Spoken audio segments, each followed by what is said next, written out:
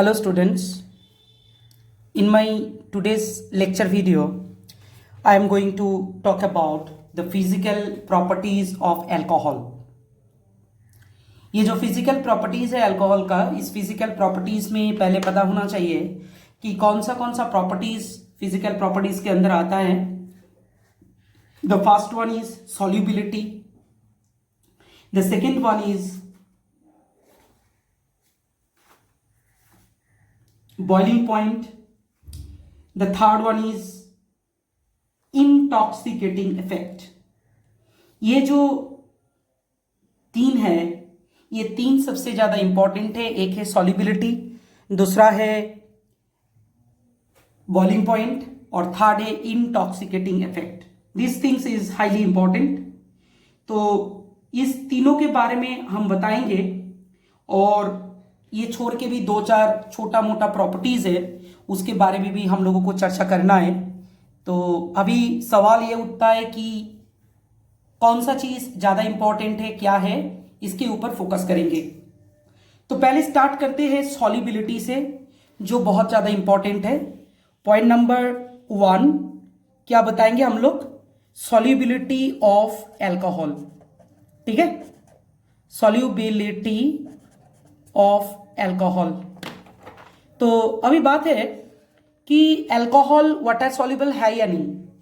First of all ये confusion हो सकता है कि alcohol is an organic compound and water is an inorganic. तो ऑर्गेनिक कंपाउंड इनऑर्गेनिक सॉल्वेंट में डिसॉल्व नहीं होना चाहिए, लेकिन हम लोगों ने देखा अगर solvent and solute if both are polar तो उसमें सॉल्युबल हो जाता है.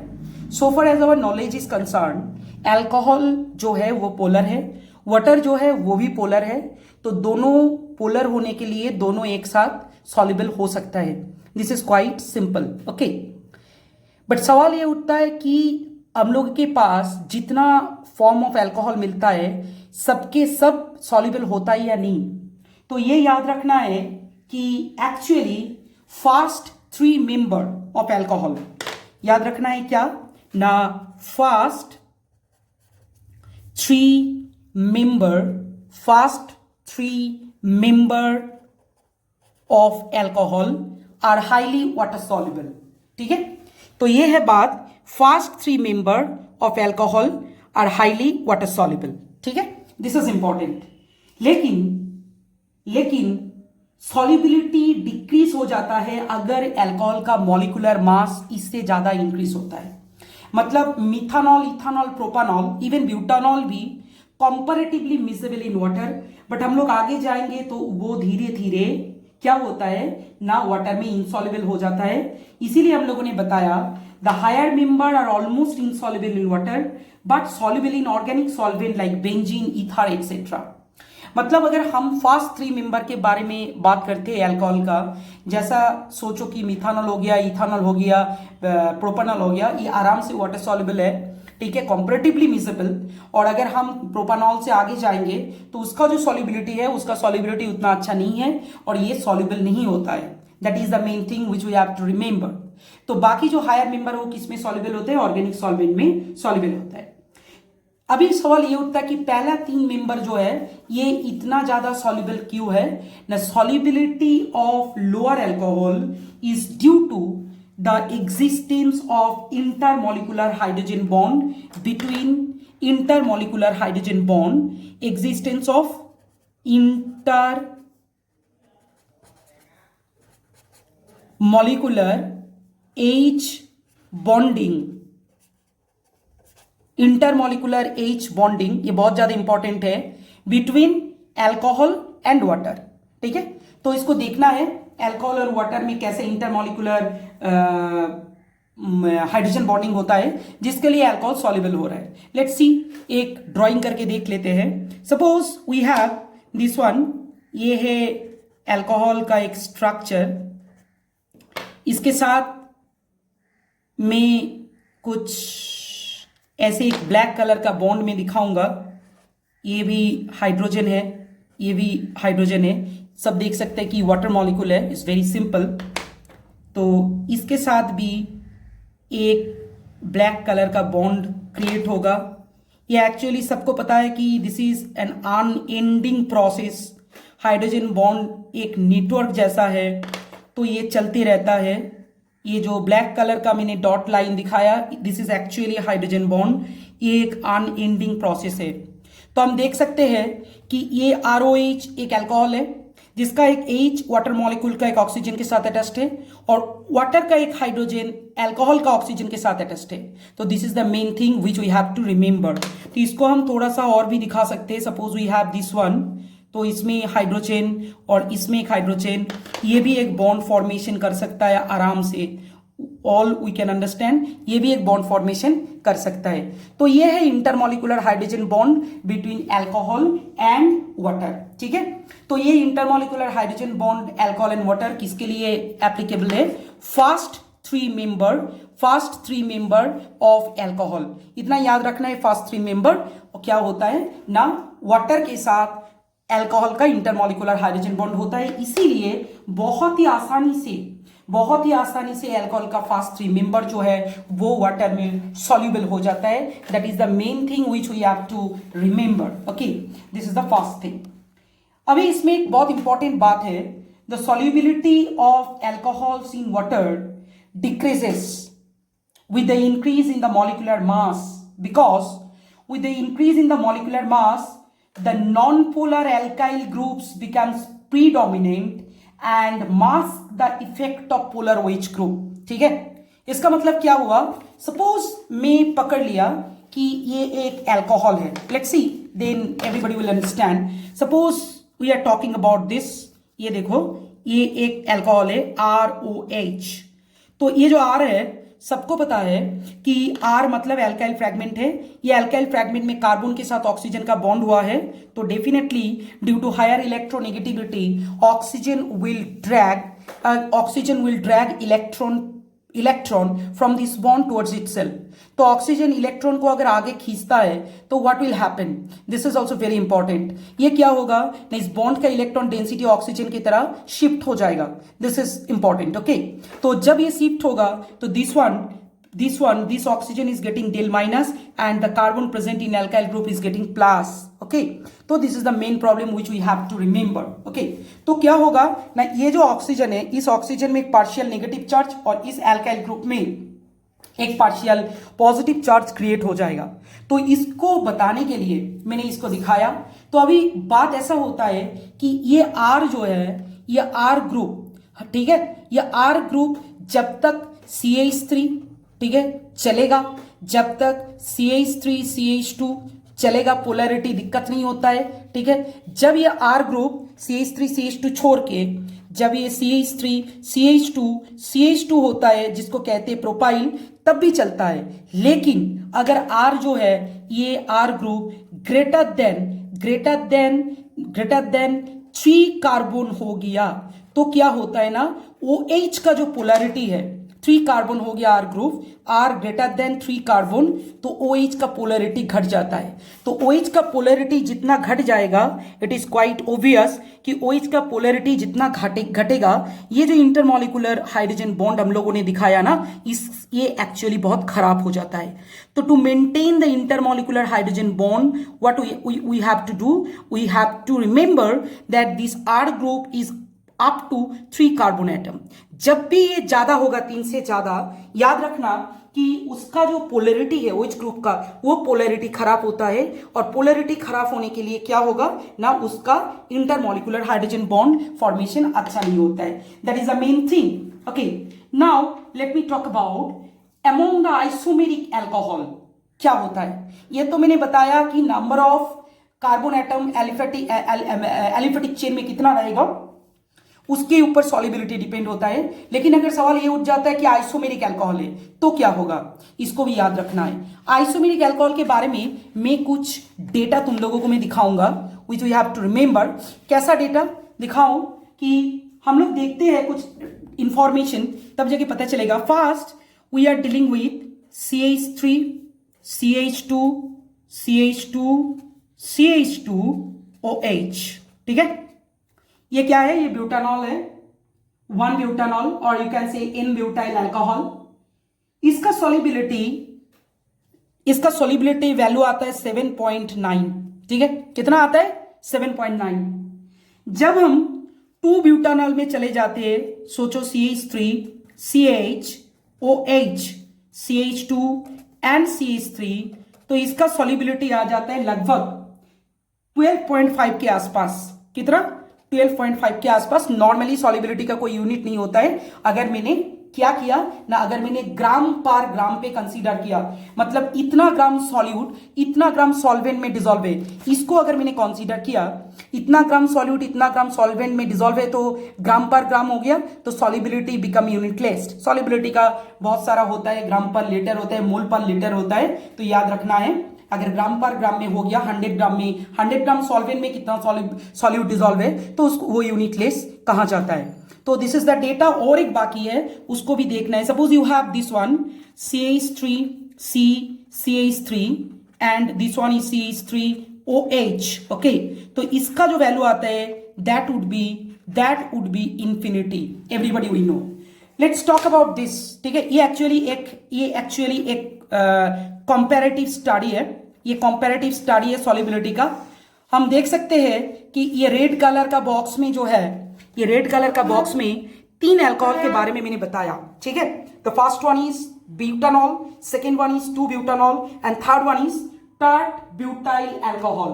मैंने अभी भी बोला कि अमोंग आइसोमेरिक अल्कोहल क्या होता है ना, जिस अल्कोहल में ब्रांचिंग ज्यादा है उसका सॉल्युबिलिटी बहुत ज्यादा होता है, और जिस अल्कोहल में ब्रांचिंग ज्यादा नहीं है उसका सॉल्युबिलिटी अच्छा नहीं होता है। तो अभी सवाल ये उठता है क्यों ना, ब्रांचिंग जितना ज्यादा होगा सरफेस एरिया उतना ही कम होता है, और ब्रांचिंग जितना लेस है सरफेस एरिया ज्यादा होता है। तो सरफेस एरिया अगर ज्यादा हुआ तो उसका सॉल्युबिलिटी वैल्यू घट जाता है। जो N ब्यूटाइल अल्कोहल में मिला, हम लोग देख सकते हैं कि इसमें इसका जो शेप है, ये शेप पूरा इलोंगेटेड टाइप का है। तो ये अगर इलोंगेटेड है तो क्या हुआ ना, इसका सरफेस एरिया बहुत ज्यादा है, तो सॉल्युबिलिटी वैल्यू 7.9। जब मैं 2 ब्यूटानॉल में आया तो ये थोड़ा सा स्फेरिकल शेप कंसीडर किया। ठीक है, और टर्ट ब्यूटाइल में ये टोटल स्फेरिकल शेप है। तो हम बता सकते हैं, हम तीनों शेप को देख सकते हैं। जितना हम स्फेरिकल में जाएंगे सरफेस एरिया उतना ही कम होगा, सरफेस एरिया जितना कम होगा सॉल्युबिलिटी उतना ही बढ़िया होता है। That is the main thing which we have to remember. तो हम इसको अगर समराइज करेंगे तो क्या आएगा? पहले फर्स्ट ऑफ ऑल मैं बताया कि first 3 member of alcohol is comparatively soluble in water, but if we are moving more than 3 carbon in the alcohol, the solubility is going to decrease. First I want to talk about the reason of solubility due to the intermolecular hydrogen bond between alcohol and water. I already told you that the water and alcohol both are highly polar, okay, and that's why they are soluble. अभी अगर ये जो alkyl fragment है ये methyl ethyl और propyl तक चलेगा। अगर 3 कार्बन से ज्यादा हो गया तो इसका जो polar nature due to this long aliphatic chain polar nature घट जाता है। पोलर नेचर जितना कम हो जाएगा उतना ही इंटरमोलिकुलर हाइड्रोजन बॉन्ड खराब होगा, सॉल्युबिलिटी नहीं होगा। ठीक है, तो चलो इसके बाद मैंने बताया कि आइसोमेरिक अल्कोहल के बीच में क्या होता है। आइसोमेरिक अल्कोहल के बीच में एक्चुअली जितना ब्रांचिंग ज्यादा होगा उतना ही सॉल्युबिलिटी बढ़िया होता है। वी कैन सी कि सॉल्युबिलिटी इंक्रीज हो रहा है। टर्ट ब्यूटाइल में स्फेरिकल शेप है तो सरफेस एरिया सबसे कम है। लेकिन अगर हम लोगों ने 1 ब्यूटानॉल की बात किया तो ये इलोंगेटेड है, सरफेस एरिया बहुत ज्यादा है, तो इसका सॉल्युबिलिटी सबसे कम होता है। ठीक है, तो यही बात है सॉल्युबिलिटी के बारे में। नेक्स्ट टॉपिक्स मतलब 2 नंबर पॉइंट में जो बताएंगे हम लोग, दैट इज क्वाइट इंटरेस्टिंग, वो भी इंपॉर्टेंट है। That is boiling point. ये है पॉइंट 2 बॉइलिंग पॉइंट। ये भी एक फिजिकल प्रॉपर्टी है। बॉइलिंग पॉइंट का लॉजिक ऑलरेडी हम लोगों ने देखा। कहां से देखा ना, मैंने अभी अभी बताया कि alcohols are the boiling point of alcohols are much higher than compared to the alkane, haloalkane and ether of molecular almost same molecular mass. ठीक है, तो हम अगर अल्कोहल के साथ हम अगर एल्केन, ईथर, हेलोएल्केन का कंपेयर करते हैं तो हम देखेंगे कि अल्कोहल का बॉइलिंग पॉइंट सबसे ज्यादा होता है। मैं पहले एक डेटा तुम लोगों को प्रोवाइड करता हूं, तब आराम से समझ पाओगे। Suppose we have this one, पहले हम लिखेंगे CH3 CH2OH, ठीक है। इसका BP stands for boiling point, don't think blood pressure, okay, this is boiling point. तो इसका एक बॉइलिंग पॉइंट होगा, it should be 351 kelvin, 351 kelvin, okay.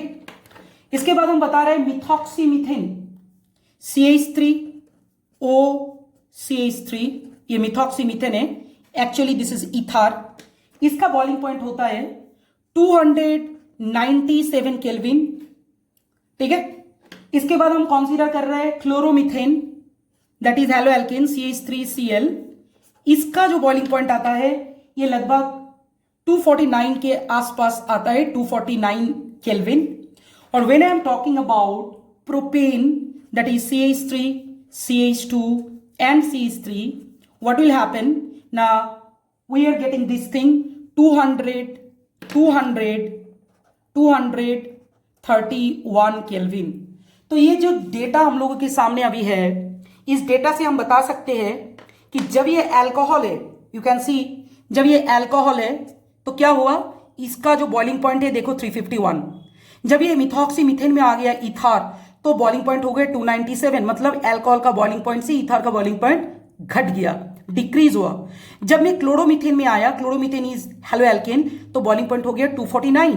और जब मैं प्रोपेन में आया तो बॉइलिंग पॉइंट हो गया 231।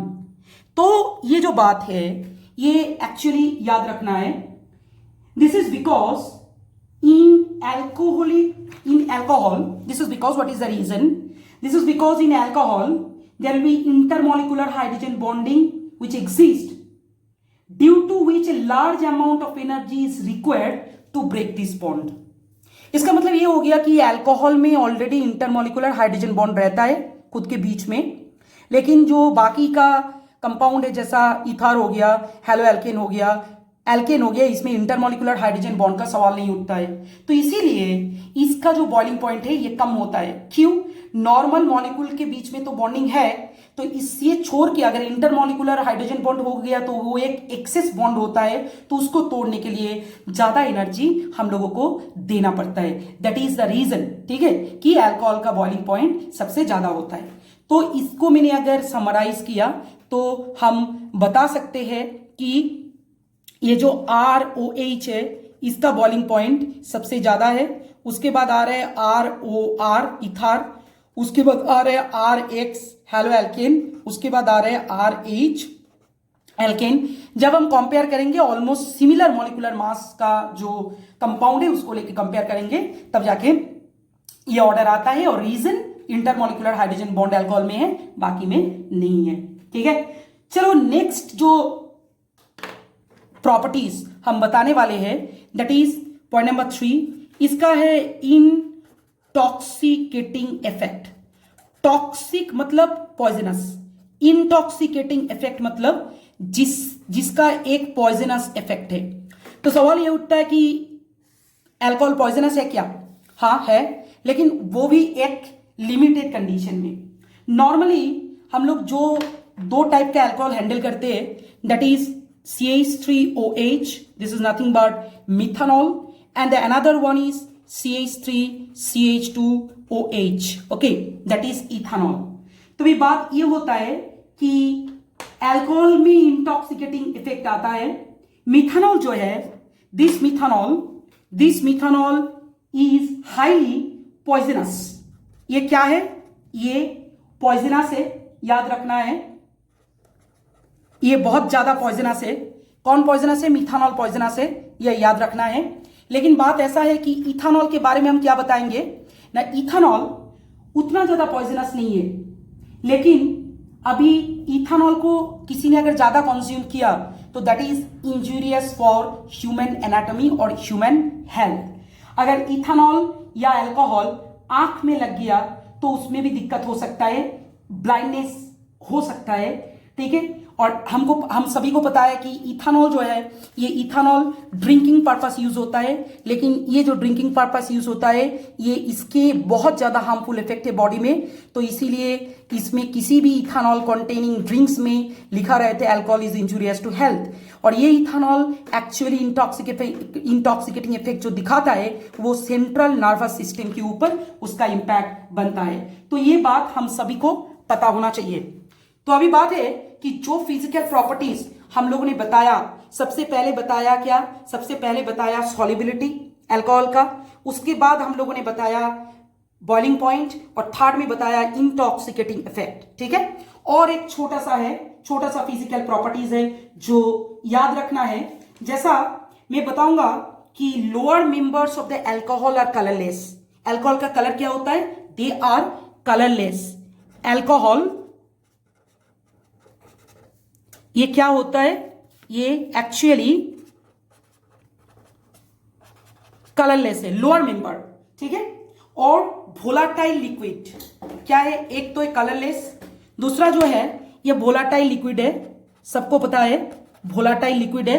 अभी इस करंट पेंडेमिक कोविड-19 सिचुएशन में जो हैंड सैनिटाइजर का बात हो रहा है उसमें भी अल्कोहल है, वो अगर वोलाटाइल नहीं होता तो हैंड सैनिटाइजर में अल्कोहल का यूज नहीं होता। तो this is a very important part, volatile and colourless. Okay, दूसरा बात है इसका एक कैरेक्टरिस्टिक्स अल्कोहलिक स्मेल है। ठीक है, and burning test.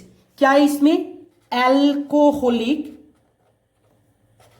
Alcoholic smell, ये एक इंपॉर्टेंट बात है। और एक अल्कोहलिक स्मेल के बाद जो आता है बर्निंग टेस्ट। बर्निंग